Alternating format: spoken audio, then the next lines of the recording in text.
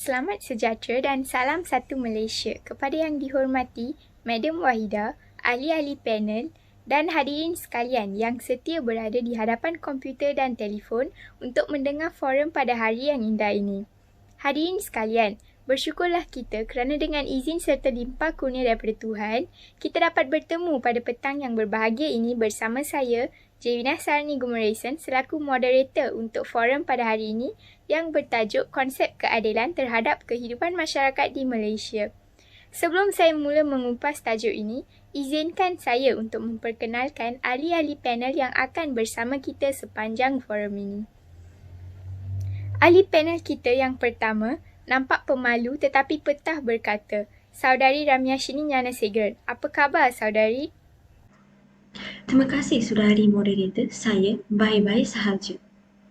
Seterusnya, ahli panel kita yang kedua lagi bergaya, Saudari Darshini Sivan. Apa khabar, saudari? Khabar baik, Moderator. Diikuti dengan ahli panel ketiga yang bijak berkata-kata, Saudara Tiroshan Tilainadan. Apa khabar, saudara? Salam sejahtera saudari pengerusi. Saya baik-baik sahaja. Dan tidak melupakan ahli panel kita yang keempat, Saudari Sweta Kumarawil yang juga merupakan seorang yang sentiasa berfikiran bernas. Apa khabar, saudari? Salam sejahtera saudari pengurusi. Saya berada dalam keadaan yang baik.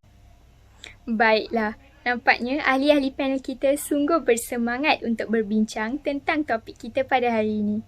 Sebelum saya memberi ruang kepada panel-panel untuk mengemukakan pendapat dan pandangan mereka, saya sebagai seorang moderator ingin mengupas dan memberi sedikit pengenalan tentang tajuk forum kita pada hari ini, iaitu konsep keadilan terhadap kehidupan masyarakat di Malaysia. Hadirin sekalian, tahukah anda apa maksud perkataan keadilan? Baiklah, keadilan secara umum didefinisikan sebagai suatu kondisi kebenaran yang adil atau meletakkan sesuatu sesuai dengan tempat yang seharusnya. Menurut Aristotle, keadilan juga dianggap sebagai suatu tindakan memberikan sesuatu kepada setiap orang sesuai dengan haknya. Terdapat 3 unsur keadilan, antaranya keadilan selalu ditujukan kepada orang lain. Kekangan hanya akan timbul dalam konteks antara manusia. Dalam erti kata yang lain, keadilan harus diamalkan apabila berurusan dengan orang lain. Selain itu, keadilan harus ditegakkan dan dilaksanakan. Keadilan tidak hanya diharapkan atau dianjurkan, tetapi dapat mengikat kita sehingga mempunyai kewajipan. Unsur yang terakhir pula ialah keadilan menuntut persamaan. Kita haruslah memberi setiap orang apa yang menjadi hak mereka tanpa pengecualian atau pilih kasih.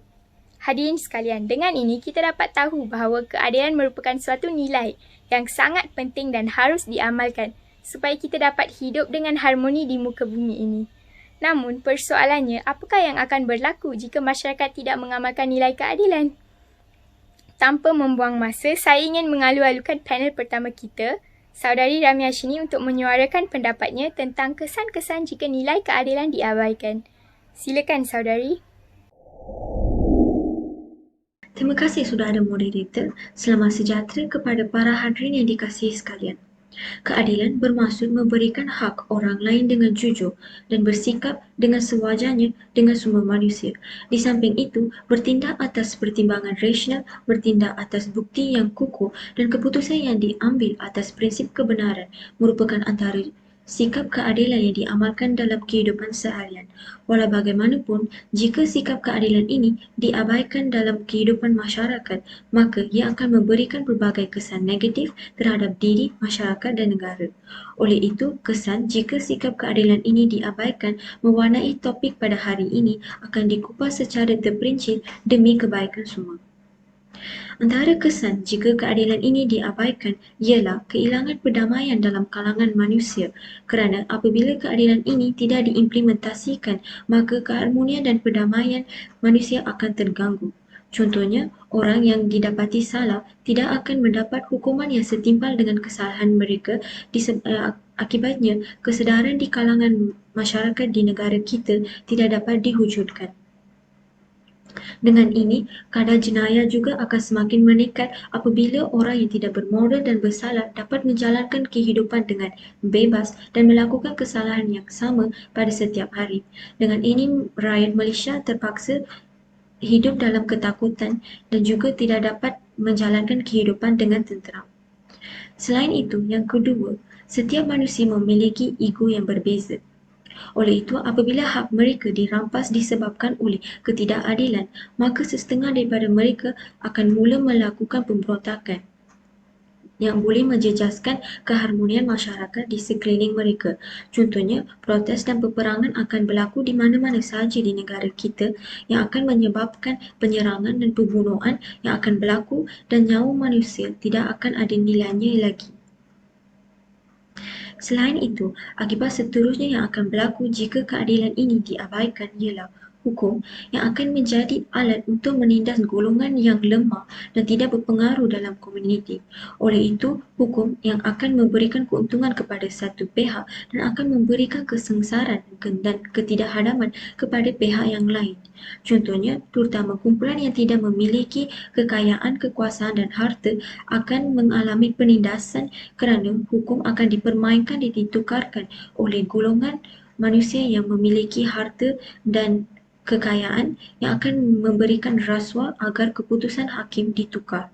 Hukum yang dipandang sebagai akal yang tertinggi yang dapat menetapkan apa yang boleh dan tidak boleh dilakukan dalam kehidupan seseorang manusia tidak lagi akan dipandang tinggi oleh masyarakat apabila keadilan ini tidak diimplementasikan ketika menjatuhkan hukuman. Hal ini demikian, hukum tidak lagi akan dipandang sebagai suatu yang mampu mengatur kehidupan bermasyarakat kerana tiada orang yang akan pedulikan kepentingan dan kesucian hukum ini lagi. Di samping itu, akibat yang seterusnya, yang ketiga, jika keadilan ini diabaikan ialah manusia akan kehilangan kebebasan dalam kehidupan. Sebaliknya, manusia akan hidup dalam ketakutan dan kecemasan. Sebagai contohnya, walaupun bukan negara kita, tetapi masih terdapat beberapa negara pada zaman moden ini yang tidak mengamalkan sikap keadilan dalam memberikan hak kepada kaum wanita dan kaum lelaki yang merupakan satu isu sensasi yang rancang diperbincangkan dalam kalangan mustamah Malaysia sejak kebelakangan ini. Disebabkan ketidakadilan ini, kaum wanita tidak ada jaminan terhadap hak asasi manusia seperti kebebasan bersuara dalam kehidupan dan mendapatkan pendidikan asas. Ini menyebabkan kaum wanita tidak dapat menjalankan kehidupan dengan bebas dan menyebabkan mereka tidak dapat mencapai cita-cita dan menjadi seorang yang berjaya dalam kehidupan. Dengan ini, manusia seperti kaum wanita terpaksa tidak dapat menikmati kehidupan dikurniakan oleh Tuhan dan perlu hidup dalam kesengsaraan. Justru itu, akibat yang seterusnya yang akan berlaku jika keadilan ini diabaikan dalam negara kita ialah akan berlaku kekacauan di segala sektor dalam negara. Sebagai contohnya, kehidupan demokrasi di negara Malaysia amat penting dengan syarat yang adil dan tertib. Apabila keadilan ini diabaikan dalam negara, pihak-pihak yang tertentu akan mengambil kesempatan dan bertindak dengan sesuka hati. Ini akan menyebabkan distribusi hak dan kewajipan dalam negara menjadi tidak seimbang. Dengan ini akan berlaku perebutan kuasa, permainan politik yang kotor dan tidak lagi akan memberi kepentingan kepada hak asasi yang dimiliki oleh setiap manusia. Akibatnya, kehidupan manusia dalam negara akan menjadi kucar-kacir apabila keadilan ini diabaikan dalam sesebuah negara. Setengah manusia yang zalim pula akan melakukan segalanya untuk kepentingan diri sendiri demi harta dan kekuasaan tanpa menghiraukan tentang rakyat lain. Lain sekali, jika keadilan dalam sesebuah negara diabaikan, manusia juga akan kehilangan kepercayaan terhadap pemimpinnya. Masyarakat tidak lagi akan menghormati dan patuh lagi kepada pemimpinnya dan akan menetap terhadap segala bentuk implementasi dari hukum dan pemerintahan.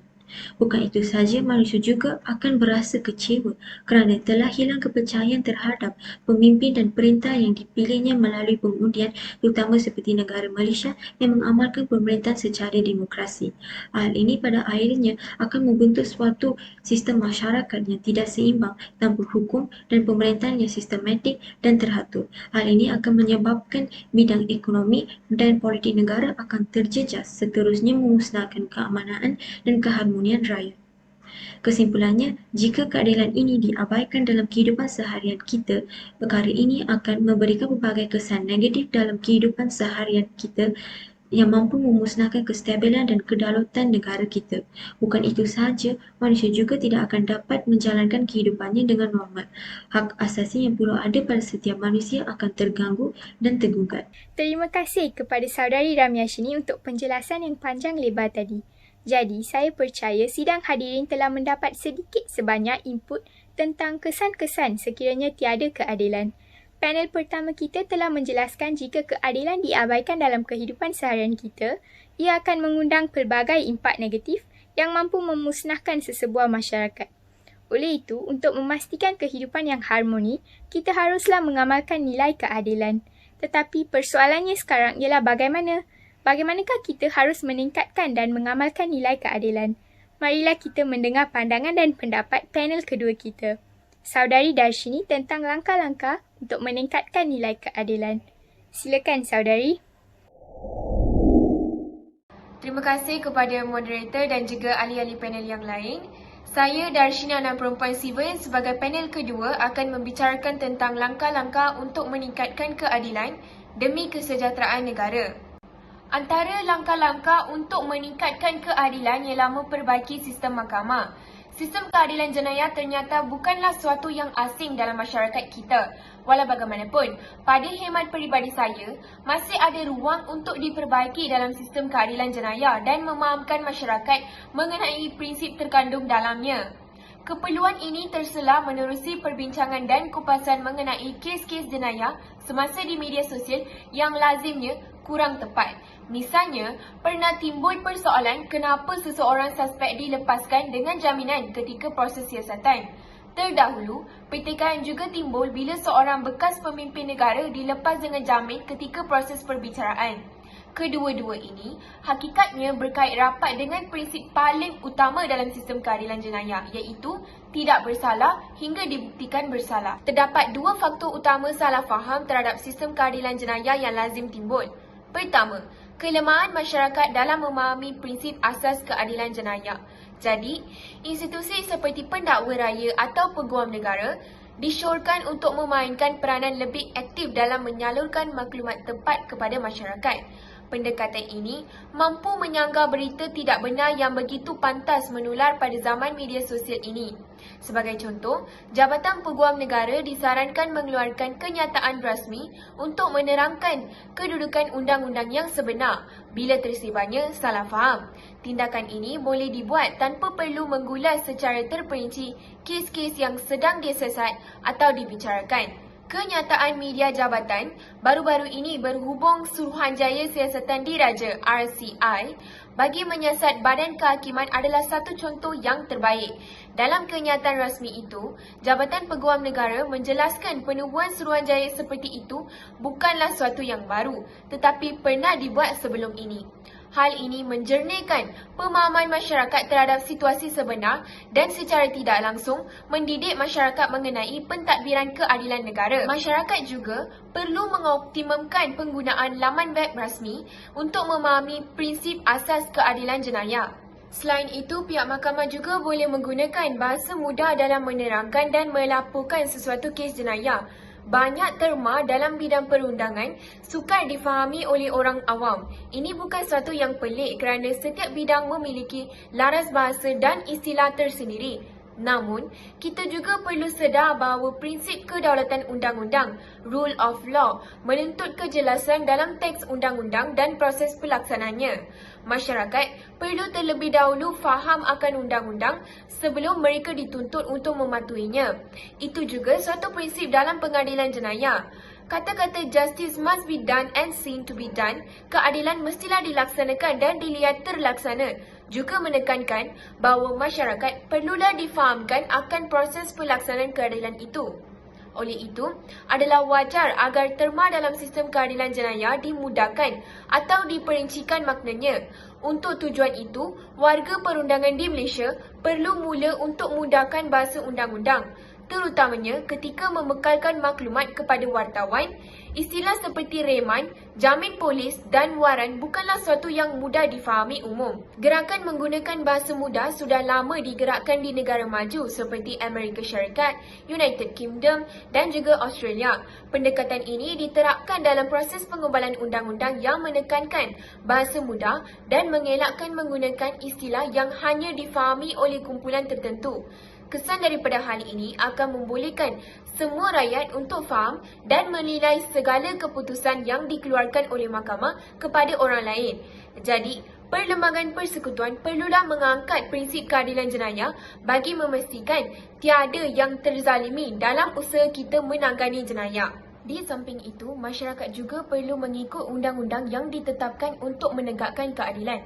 Dengan mengaplikasikan undang-undang dalam kehidupan seharian, tidak akan ada pergaduhan mengenai isu ketidakadilan dalam masyarakat yang pelbagai bangsa ini. Dalam konteks organisasi pekerjaan, salah satu sumber yang dianggap sangat penting dan berharga ialah keadilan organisasi. Ketidakadilan yang berlaku dalam organisasi boleh ditafsirkan sebagai ancaman kehilangan sumber ataupun ketidakcukupan sumber untuk melakukan kerja.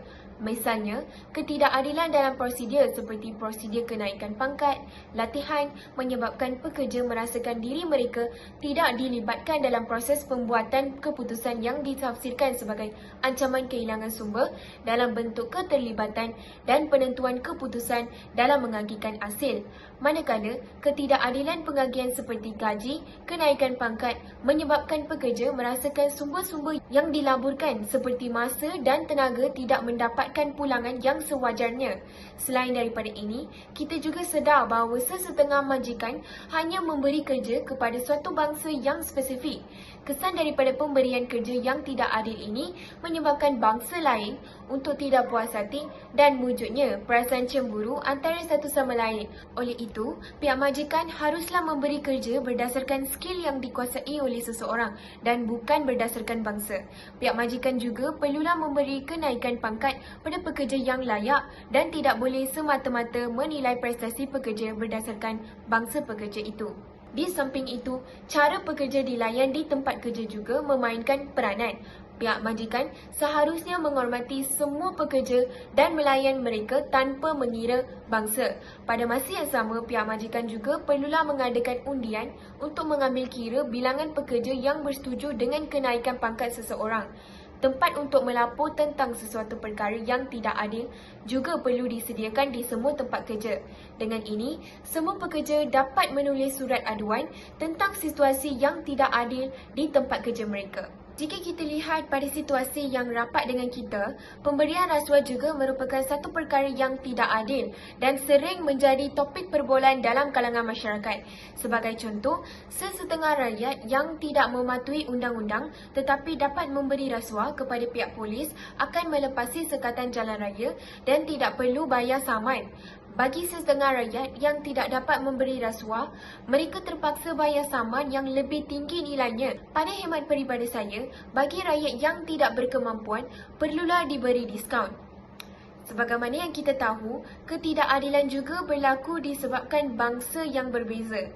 Sebagai murid, kita perlulah berkawan dan menegur dengan semua rakan sekelas tanpa mengira kaum. Murid-murid juga tidak boleh mengejek tentang isu yang sensitif. Semua murid seharusnya bekerjasama, terutamanya ketika bekerja secara kumpulan tanpa mengabaikan bangsa lain. Terima kasih kepada saudari Darshini atas penerangan yang amat jelas tadi. Dengan ini, saya amat pasti bahawa penyampaian panel kedua kita telah memberi sedikit idea dan pendedahan kepada hadirin sekalian untuk mengambil langkah-langkah yang sepatutnya untuk meningkatkan amalan nilai keadilan dalam kehidupan seharian kita. Hadirin sekalian, jika kita menganggap sesuatu perkara sebagai sesuatu yang sukar, kita pasti tidak akan dapat menyelesaikannya. Tetapi jika kita berfikiran positif dan berusaha untuk menyelesaikan sesuatu masalah, pasti kita akan dapat menyelesaikannya. Begitulah dengan amalan nilai keadilan. Jika kita tidak mahu bertindak adil dan memikirkan perkara itu sebagai sesuatu perkara yang susah, maka kita akan tetap membuat keputusan yang berat sebelah sehingga bila-bila. Jadi, kita haruslah sentiasa berfikiran positif dan berusaha untuk bertindak adil dalam setiap situasi yang berlaku dalam kehidupan seharian kita. Baiklah, sebelum saya menyimpang dengan lebih jauh, marilah kita memberi peluang kepada panel ketiga kita, Saudara Tiroshan, untuk berkongsi pendapatnya pula tentang faktor-faktor berlakunya ketidakadilan. Silakan, saudara. Terima kasih saudari pengerusi dan salam sejahtera. Ketidakadilan ditakdirkan sebagai kekurangan keadilan, kebaikan bersama dan keseimbangan dalam pelbagai kumpulan sosial yang boleh pergi dari seluruh masyarakat kepada subjek individu. Oleh itu, ketidakadilan terutama menyifatkan tidak menghormati hak individu dan masyarakat secara keseluruhan. Sekiranya kita faham bahawa keadilan adalah mencari kebajikan bersama, maka ketidakadilan akan menjadi manfaat bagi sesetengah orang dalam usaha merugikan orang lain. Ketidakadilan sangat berkaitan dengan kemiskinan, pendidikan, latar belakang, jantina, umur, kaum dan masalah lain seperti ketimpangan sosial dan budaya. Persoalannya, apakah faktor yang menyebabkan tidak wujud keadilan terhadap kehidupan masyarakat di Malaysia? Antara faktor yang menyebabkan ketidakadilan ialah kemiskinan. Kemiskinan membawa orang kurang peluang untuk membangun dan memperbaiki keadaan hidup mereka. Ia menghalang akses kepada makanan dan perkhidmatan awam yang berkualiti seperti air minuman, tempat tinggal dan elektrik. Pada umumnya, kemiskinan menghalang orang ramai mendapat akses kepada perkhidmatan kesihatan yang mencukupi, yang mengurangkan jangka hayat mereka. Orang yang kaya memberikan keutamaan dan mendapat kehormatan dari orang lain. Ini tidak hanya berlaku di negara-negara miskin, tetapi juga di banyak negara kaya di mana terdapat sektor terpinggir. Oleh itu, kemiskinan menjadi punca berlakunya ketidakadilan dalam masyarakat. Kalau kaum miskin ingin meninggalkan kemiskinannya, maka mereka harus berjuang melawan ketidakadilan. Selain itu, pendidikan adalah penyebab munculnya ketidakadilan dalam masyarakat. Melalui pendidikan adalah mungkin untuk mendaki jawatan secara sosial. Oleh itu, apabila akses kepada pendidikan berkualiti terhad, jurang sosial dijana. Orang yang berpendidikan mempunyai lebih banyak peluang untuk muncul daripada mereka yang tidak menerima pendidikan atau latihan untuk bekerja. Orang yang tidak berpendidikan lebih cenderung untuk didiskriminasi, dieksploitasi, dianiaya dan tidak diberi layanan yang sama dengan orang yang berpendidikan. Orang yang berpendidikan mendapat banyak kemudahan dari segi ekonomi dan sosial. Ini menyebabkan masyarakat tidak dilayan dengan adil. Ada juga sektor sosial yang dilayan dengan tidak adil oleh undang-undang yang membezakan sebab-sebab budaya, agama, ekonomi dan sosial. Bahkan dalam masyarakat yang lebih maju, beberapa undang-undang dapat menghasilkan ketidakadilan, seperti undang-undang buruh.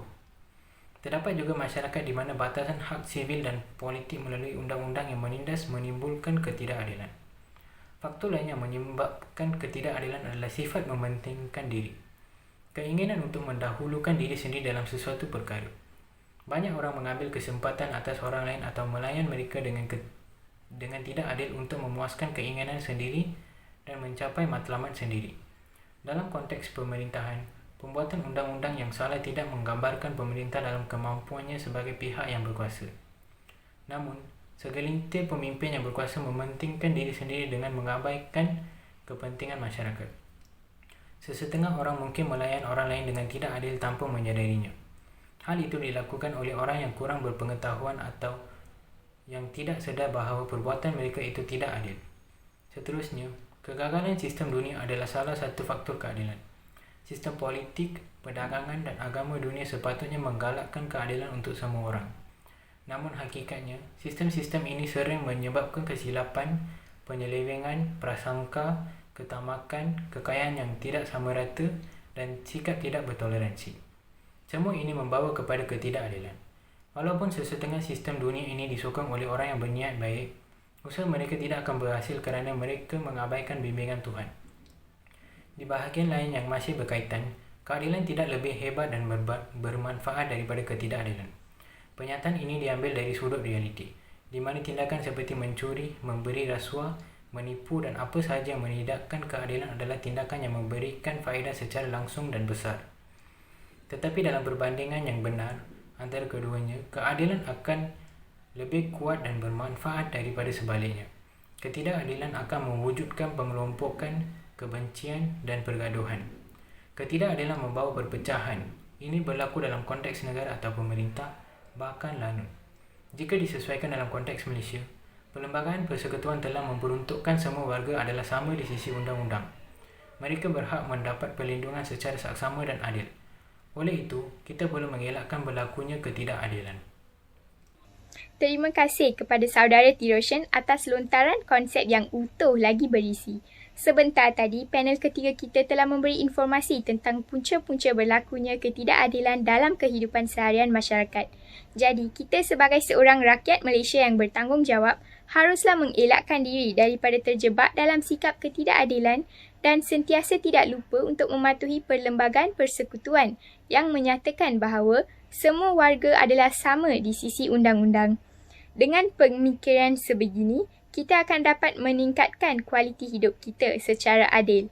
Bukan itu sahaja, jika kita memegang konsep keadilan ini, kita akan memperoleh berbagai-bagai kebaikan dalam kehidupan kita. Justeru, saya ingin bertanya soalan seterusnya kepada panel keempat kita. Saudari Sweta, apakah kepentingan keadilan dalam kehidupan seharian kita? Silakan saudari. Masa ini, seolah-olah tidak lagi mempedulikan kepentingan mengamalkan keadilan dalam kehidupan yang seharusnya ada dalam diri kita masing-masing. Penerapan nilai keadilan dapat mempengaruhi diri setiap orang itu menjadi seorang yang jujur dan bertanggungjawab. Apakah kepentingan keadilan dalam kehidupan kita? Sebagai rakyat Malaysia, pasti kita sudah tidak asing lagi dengan wujudnya masyarakat berbilang kaum di negara kita, seperti Cina, Melayu, India, Kadazan dan sebagainya. Peribahasa rambut sama hitam arti lain-lain jelas menunjukkan walaupun manusia mempunyai warna rambut yang sama, tetapi sukma dan keinginan manusia adalah berbeza. Dengan wujudnya perpaduan kaum dalam kalangan masyarakat, barulah masyarakat harmoni yang mempunyai aspirasi yang sama dapat tercapai. Keadilan adalah salah satu nilai yang penting dalam kehidupan kita untuk memupuk perpaduan dalam masyarakat majmuk di Malaysia. Hal ini dikatakan demikian kerana setiap rakyat di Malaysia memberi layanan yang sama tanpa mengira kaum, agama dan bangsa. Apabila setiap rakyat mendapat hak yang sama, persefahaman antara rakyat akan menjadi lebih baik. Hal ini dapat mengelakkan berlakunya perselisihan faham antara rakyat. Jika rakyat tidak mendapat layanan yang sama, mereka akan berasa tidak puas hati. Ini dapat membawa pelbagai kesan kepada diri sendiri, keluarga dan negara. Oleh itu, keadilan dalam kehidupan sangat penting untuk mewujudkan perpaduan dalam kalangan rakyat. Selain itu, hubungan kaum yang harmoni adalah kunci kepada kemajuan dan kestabilan negara. Bagi mewujudkan hubungan kaum yang harmoni, negara memerlukan rakyat yang adil dalam melaksanakan tugas dan tanggungjawab masing-masing. Hal ini menunjukkan keadilan dalam kehidupan dapat mengeratkan hubungan yang baik antara masyarakat yang berbilang bangsa. Kita haruslah memberi layanan yang sama dengan menghormati adat, kepercayaan dan pegangan setiap kaum tanpa ada buruk sangka. Tamsilnya, setiap masyarakat di Malaysia bebas mengamalkan agama dan anutan masing-masing seperti Islam, Hindu, Buddha dan Kristian tanpa sebarang pilih kasih. Dengan ini, rakyat Malaysia saling menghormati, menyayangi sesama anggota masyarakat dan bertoleransi dalam kehidupan. Menjadi asas kepada semua ini adalah prinsip keadilan untuk semua kaum yang membawa maksud bahawa nasib semua kaum akan terbela dan tiada mana-mana pihak akan dipinggirkan. Keadilan ini mestilah mengambil kira taraf kemajuan kaum-kaum yang berada pada tahap yang berbeza. Oleh itu, nilai keadilan yang menjadi budaya dan darah daging dapat mengeratkan hubungan silaturahmi dalam kalangan masyarakat di Malaysia. Di samping itu, keadilan adalah penting untuk mengekalkan keamanan dan kemakmuran negara kita. Rakyat akan hidup bersatu padu jika mereka mendapat layanan yang adil. Hal ini mengelakkan pergaduhan antara rakyat berbilang kaum. Rakyat dapat hidup dalam suasana yang aman. Sebagai contoh, Di negara kita, kerajaan telah memperkenalkan dasar ekonomi baru yang bertujuan untuk memastikan setiap kaum mendapat hak yang adil untuk menikmati kemakmuran negara. Keamanan inilah yang memberikan imej yang positif kepada negara, sehingga menjadikan banyak negara cemburu akan kejayaan tersebut. Rumusannya, keadilan dalam kehidupan merupakan kunci keamanan dan kemakmuran sesebuah negara. Selain daripada itu, keadilan juga penting dalam dunia kerja. Amalan keadilan dalam kerajaan mampu melahirkan sikap telus dan ikhlas dalam bekerja. Ini melibatkan perkara-perkara yang perlu dilakukan oleh organisasi, masyarakat dan kerajaan. Pelantikan dan pemilihan pekerja secara adil ini bukannya sekadar mengisi kekosongan yang ada. Malah pelantikan ini perlulah adil dalam memilih orang-orang yang benar berkelayakan memegang tugas yang diamanahkan. Hal ini menggambarkan kepada kita bahawa pelantikan dan pemilihan calon yang tepat akan menyebabkan sesebuah organisasi itu berjalan dengan lancar dan berkesan. Manakala dari segi pengembangan kerjaya pula, majikan perlu bertindak adil dengan memberi ruang dan peluang kepada pekerjanya sama ada dari segi kenaikan pangkat, latihan untuk meningkatkan kemahiran dan diberi insentif serta pengiktirafan kepada mereka yang benar-benar layak atau yang sudah lama berkhidmat dalam bentuk anugerah, sijil atau bonus. Begitu juga dari segi beban tugas dan tanggungjawab yang diberikan perlulah adil. Misalnya, pembagian beban tugas antara pegawai atasan dan pegawai bawaan perlulah berpadanan dengan imbuhan yang diberikan. Oleh itu, pihak majikan perlu berlaku adil dalam pembahagian tugas agar imbuhan yang diterima setimpal dengan bebanan kerja yang dilakukan. Sudah terang lagi bersuluh bahawa keadilan dalam kalangan masyarakat amat penting bagi menjamin kesejahteraan hidup sejagat dan membentuk sebuah negara yang aman. Masyarakat yang cinta akan negara akan melaksanakan setiap tugasnya dengan adil demi kebaikan negara. Terima kasih kepada Saudari Sweta atas penyampaian yang begitu padat dan menarik. Panel keempat kita telah pun memberi penjelasan tentang kepentingan keadilan dalam kehidupan seharian.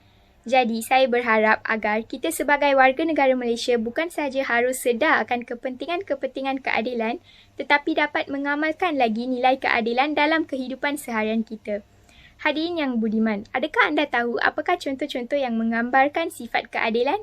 Baiklah, tanpa melengahkan masa lagi, marilah kita beralih kepada pusingan kedua pula, di mana panel pertama kita, Saudari Ramyashini, akan menjelaskan sedikit sebanyak tentang contoh-contoh sifat keadilan kepada kita. Silakan, Saudari. Terima kasih saudara moderator. Sifat keadilan ini amat penting untuk diamalkan dalam kehidupan seharian agar dapat menjamin kesejahteraan dan keharmonian hidup. Contoh-contoh sifat keadilan yang boleh diamalkan dalam kehidupan ini dibahagikan kepada 3 situasi, iaitu di rumah, sekolah dan masyarakat. Antara contoh sifat keadilan yang perlu dilakukan dalam rumah ialah bersikap adil dalam mencurahkan kasih sayang yang sama rata kepada setiap ahli keluarga. Sebagai contohnya, meluangkan masa dan berkomunikasi dengan setiap ahli keluarga dengan sama rata tanpa pilih kasih dengan menunjukkan kasih sayang kepada ahli keluarga yang disukai dan tidak melayan ahli keluarga yang tidak disukai. Selain itu, yang kedua, ibu bapa perlulah memberikan wang belanja dengan sama rata kepada setiap anak mengikut keperluan dan usia mereka supaya tidak menimbulkan pergaduhan dan perselisihan antara ahli keluarga apabila kedua-dua anak yang berbeza usia mendapat wang belanja yang sama kerana keperluan mereka berbeza mengikut usia. Maka wang belanja juga akan menjadi berbeza. Di samping itu, salah satu sikap keadilan yang perlu diikuti dalam kehidupan seharian di rumah ialah membahagi tugas dalam keluarga secara sama rata. Contohnya, jangan ada ahli keluarga yang diberikan kerja atau tugas yang banyak sedangkan ahli keluarga yang lain tidak melakukan sebarang kerja langsung di rumah. Bukan itu saja, kerja yang diberikan juga perlulah dibahagikan mengikut keperluan dan kebolehan dan usia mereka dengan adil.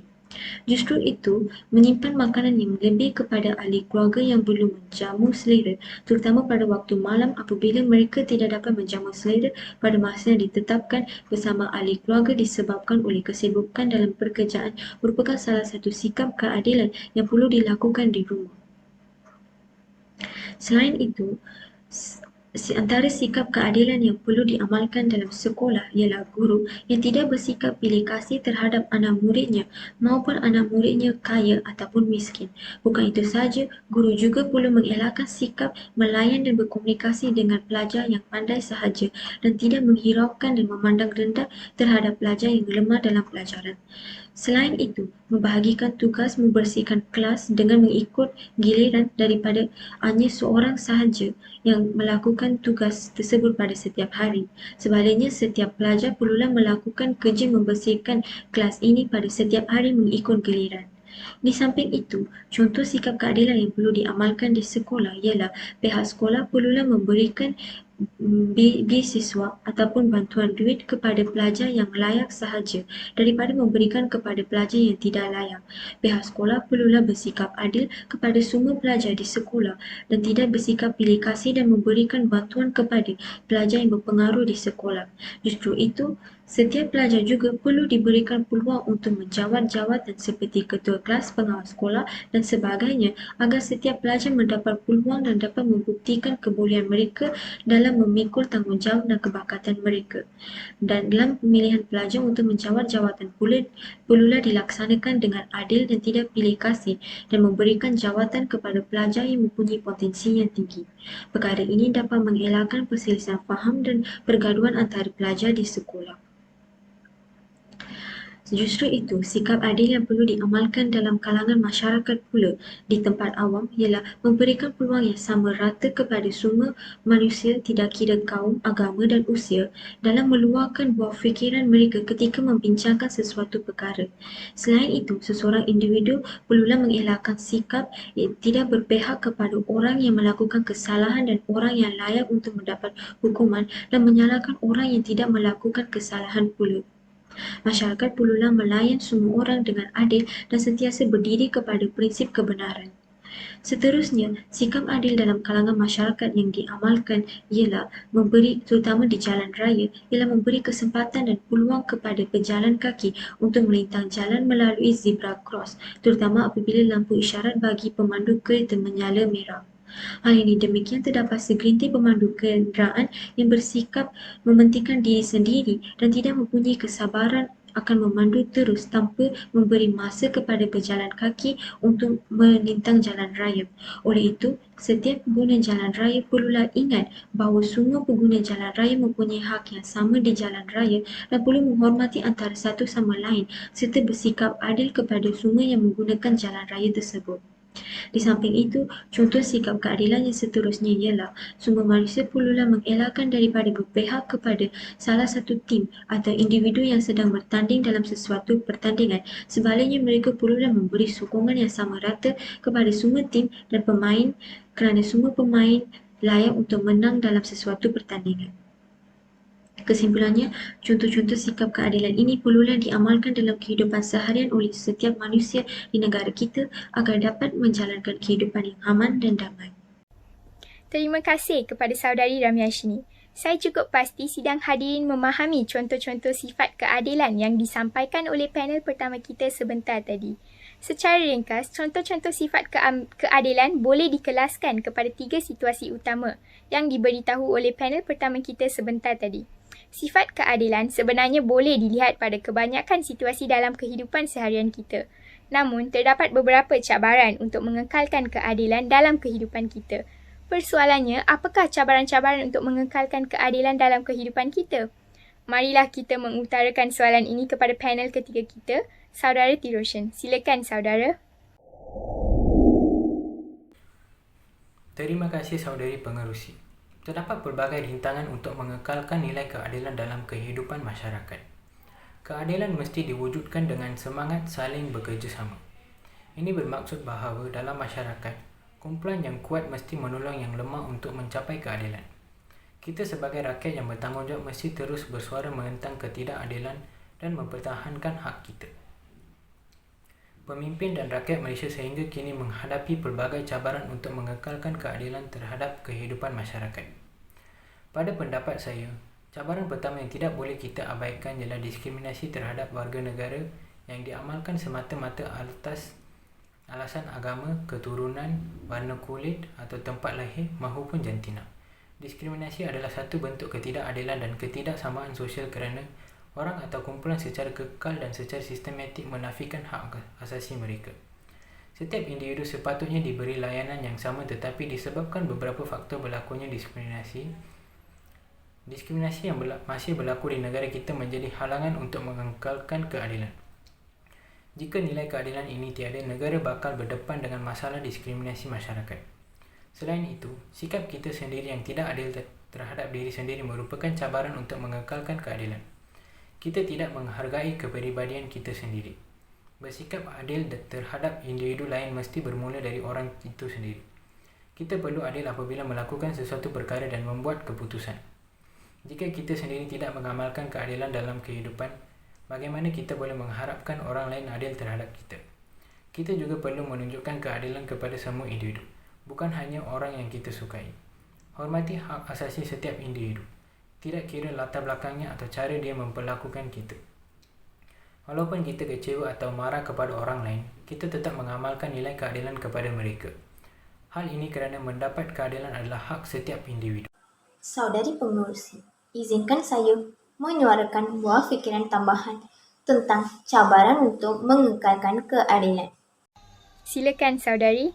Terima kasih saudari pengurusi. Pada pendapat saya, antara cabaran untuk mengekalkan keadilan ialah amalan ekonomi yang berlainan di negara kita. Setiap etnik menjalankan aktiviti ekonomi yang tertentu dan mendiami kawasan yang berlainan. Akibat daripada dasar yang dicipta oleh British itu, kesannya masih lagi dapat dilihat sampailah sekarang, di mana sektor perniagaan masih lagi didominasi oleh orang Cina dan kebanyakan orang India masih lagi tinggal di ladang-ladang. Keadaan ini mewujudkan jurang pendapatan yang tidak seimbang dan menimbulkan rasa tidak puas hati dalam kalangan etnik yang berlainan jenis, serta mengakibatkan perpaduan negara terancam. Perbezaan pekerjaan menyebabkan rakyat tidak mendapat layanan yang sama. Individu yang berpendapatan tinggi mendapat kemudahan yang lebih daripada individu yang berpendapatan rendah. Selain itu, sikap anak-anak muda pada masa ini yang tidak mempunyai kesedaran tentang betapa pentingnya keadilan merupakan salah satu cabaran untuk mengekalkan keadilan.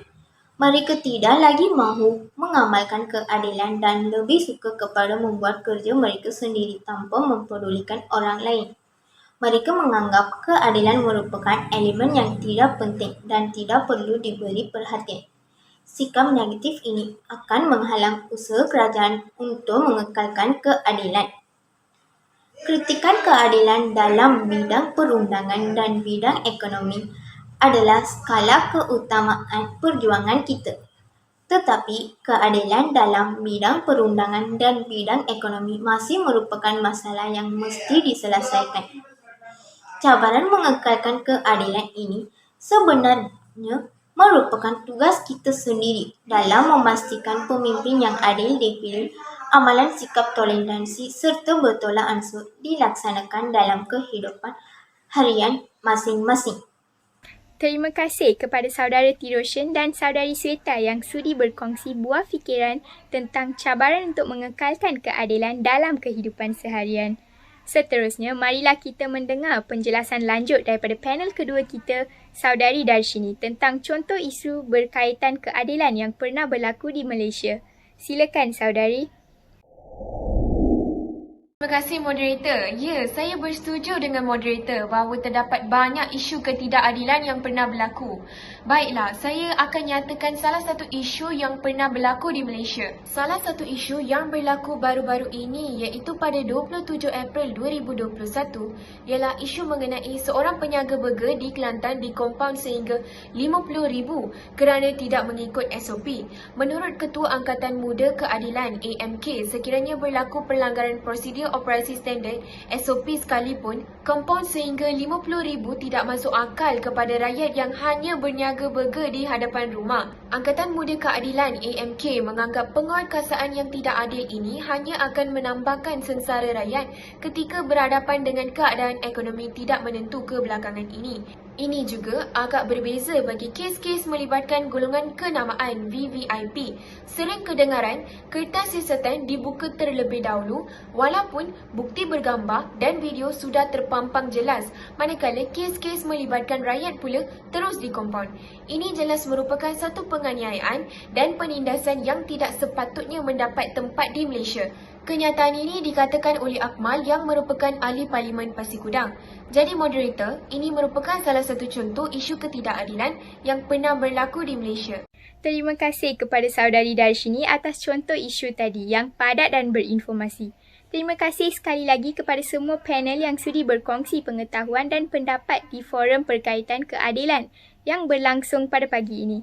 Terima kasih juga kepada para hadirin yang sudi meluangkan masa anda yang begitu berharga untuk mendengar forum ini. Sebagai kesimpulan, kita haruslah sentiasa mengamalkan nilai keadilan, tidak kira di mana kita berada, supaya kita dapat merasai kehidupan yang adil dan saksama. Saya berharap agar sidang hadirin telah pun memperoleh sesuatu daripada perbincangan kita pada hari ini dan bukan hanya sekadar masuk telinga kanan keluar telinga kiri. Sebelum berundur, saya ingin memohon maaf jika terdapat tutur kata yang menyinggung perasaan mana-mana pihak semasa saya mengendalikan forum ini. Itu sahaja daripada kami. Sekian, terima kasih.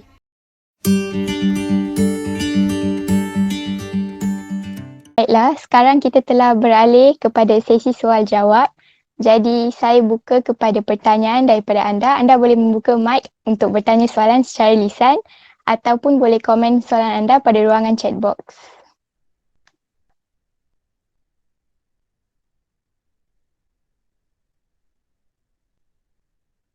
Okay, baiklah, di sini kita ada satu soalan daripada Abigail.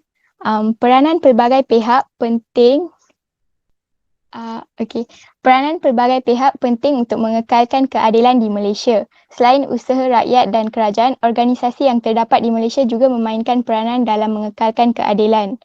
Apakah pendapat panel 4 tentang peranan organisasi seperti Sukaham dan Mahkamah dalam mengekalkan keadilan? Silakan panel keempat. Terima kasih saudari pengerusi. Sistem mahkamah telah diwujudkan untuk melaksanakan konsep keadilan dalam masyarakat. Terdapat banyak mahkamah yang berkaitan dengan sistem kehakiman di Malaysia. Antaranya ialah Mahkamah Magistrate, Mahkamah Persekutuan, Mahkamah Tinggi dan Mahkamah Rayuan. Melalui sistem ini, individu yang tidak berpuas hati dengan keputusan mahkamah boleh merayu ke mahkamah yang lebih tinggi. Mahkamah mengambil kira bukti yang dibawa oleh pihak yang terbabit untuk membuat keputusan yang adil. Mahkamah hanya menghukum orang yang bersalah dan membebaskan orang yang tidak bersalah. Suhakam adalah singkatan bagi Suruhanjaya Hak Asasi Manusia. Suhakam pula merupakan organisasi yang berusaha menegakkan keadilan dalam masyarakat. Suhakam bertindak menyiasat aduan tentang kes pelanggaran hak asasi manusia serta merujuk kes aduan tersebut kepada pihak berkuat kuasa atau individu tertentu. Suhakam juga memupuk kesedaran mengekalkan keadilan kepada masyarakat. Selain itu, Suhakam menasihati kerajaan dalam hal perundangan untuk mengekalkan keadilan. Oleh itu, Suhakam dan Mahkamah penting untuk mengekalkan keadilan.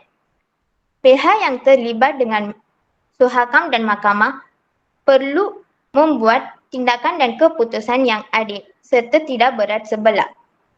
Terima kasih. Terima kasih kepada panel keempat. Seterusnya kita ada soalan daripada Darshini Wadiwelu. Sejak bukan sahaja negara kita yang terdiri daripada pelbagai kaum dan etnik, maka terdapat beberapa negara lain di dunia juga yang terdiri daripada pelbagai kaum, etnik dan agama. Oleh itu, saya ingin bertanya kepada panel 1, adakah perpaduan kaum dalam sesebuah negara yang terdiri daripada pelbagai kaum akan menjadi semakin tegang jika keadilan ini diabaikan dalam negara tersebut dan apakah kesannya? Silakan panel pertama.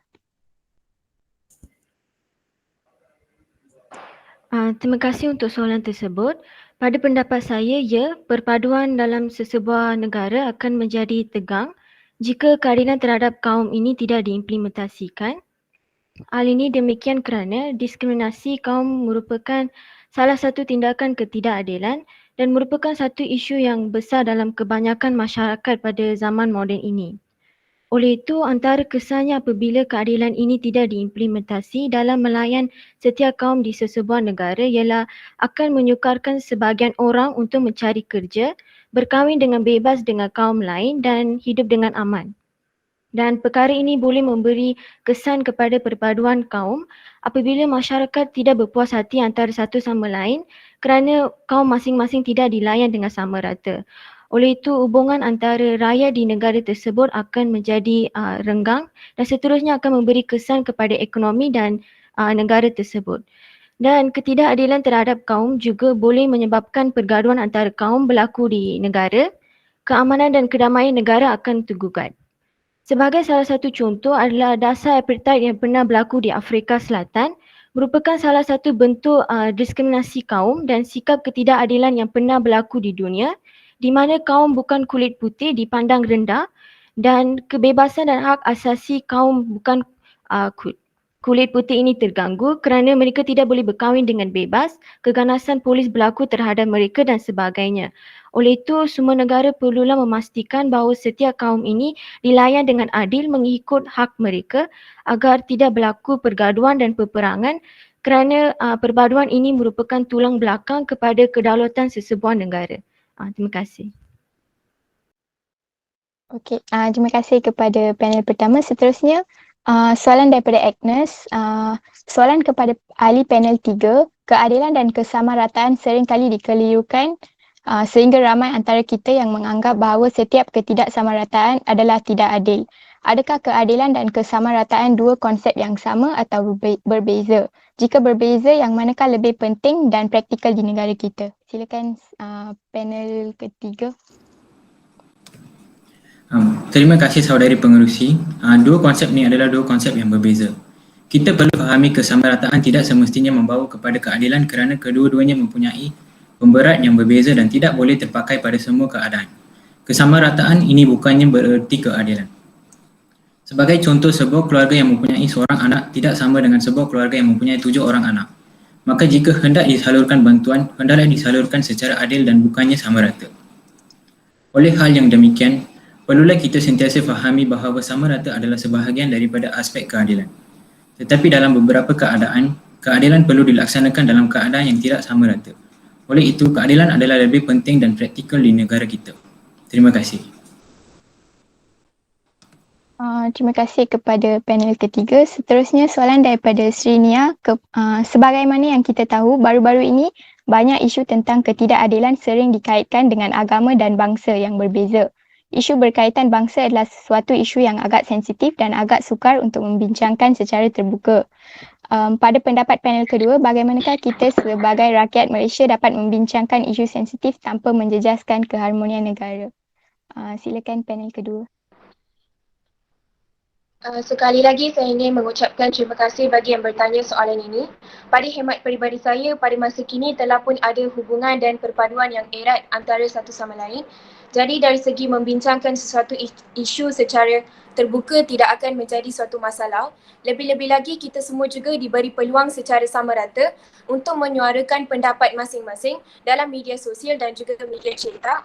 Walau bagaimanapun, kita tidak boleh mengambil kesempatan atas hak kebebasan bersuara ini. Apabila membincangkan tentang sesuatu isu, kita perlulah membicarakannya dengan cara yang sopan dan tidak boleh menggunakan perkataan yang kesat.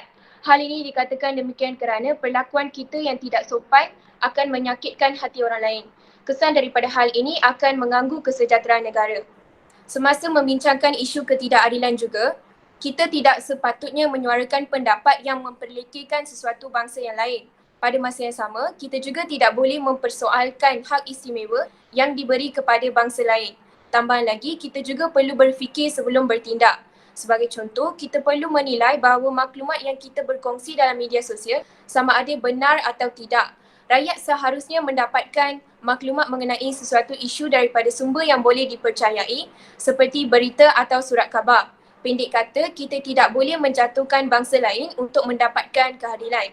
Jadi saya harap jawapan saya menjawab soalan tadi. Terima kasih kepada panel ketiga. Okey, sekiranya tiada soalan lagi, saya ingin mengakhiri sesi soal jawab ini dan menutup tirai perbincangan forum. Terima kasih kepada hadirin yang bertanya dan panel yang sudi menjawab soalan-soalan yang ditanya. Sekian, terima kasih.